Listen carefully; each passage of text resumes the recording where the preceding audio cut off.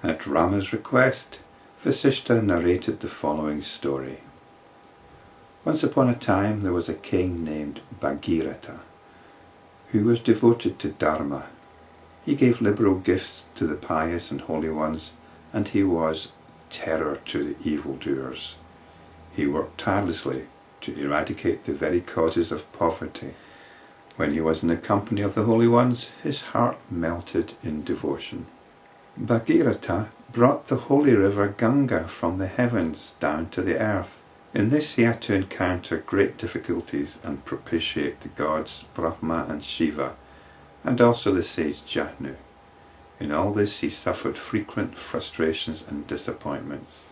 He too was endowed with discrimination and dispassion, even at an early age, O Ram, just like Ram was. One day, while remaining alone, he reflected thus: this worldly life is really essenceless and stupid. Day and night chase each other. People repeat the same meaningless actions again and again. So he's become aware of the mechanical nature by which people automatically just get on with their lives. He's got the sense there must be more to it than this. I regard only that as proper action which leads to the attainment beyond which there is nothing to be gained. The rest is repeated foul excretion, as in cholera.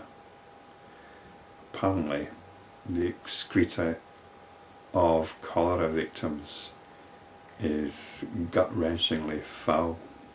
He approached his guru Tritala and prayed, Lord, how can one put an end to this sorrow and to old age, death and delusion, which contribute to repeated birth here? So Bhagiratha has realized the mechanical game that most people seem to be involved in. He's also aware of the teaching that there's a way out. He doesn't want to get caught up in the repeated playing of this game. Tritala said, sorrow ceases, all the bondages are rent asunder, and doubts are dispelled when one is fully established in the equanimity of the self for a long time, when the perception of division has ceased, and when there is the experience of fullness through the knowledge of that which is to be known. An important point here is about becoming fully established for a long time, because you can touch this self, you can touch it frequently. This is the beginning of spiritual practice. The culmination of spiritual practice is about becoming more and more established in this realization. What is to be known? It is the self which is pure and which is of the nature of pure consciousness, which is omnipresent and eternal. We're not talking about any notion of God here.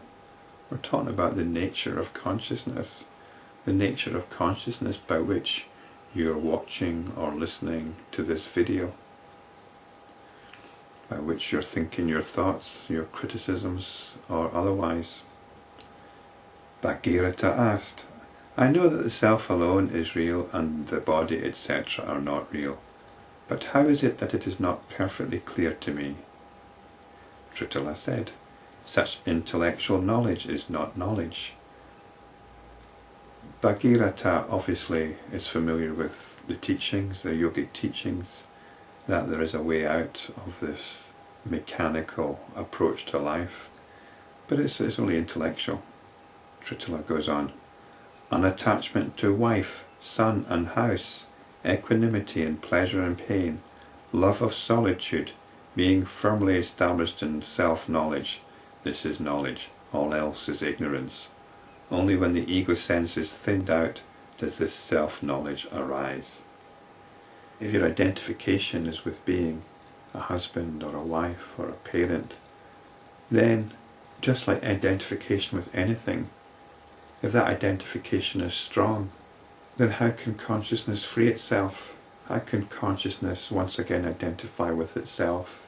All identifications, all that you identify with, has to be challenged. You have to become aware of it and realize that what you're identifying with is ultimately unsatisfactory. The thinning out of ego sense does not lead to self-knowledge. Self-knowledge arises from self-inquiry, which is about directing the attention to itself. The ego sense is about identifications. It's easier to become established in self-knowledge when the ego sense is thinned out, but it can certainly be touched at any time.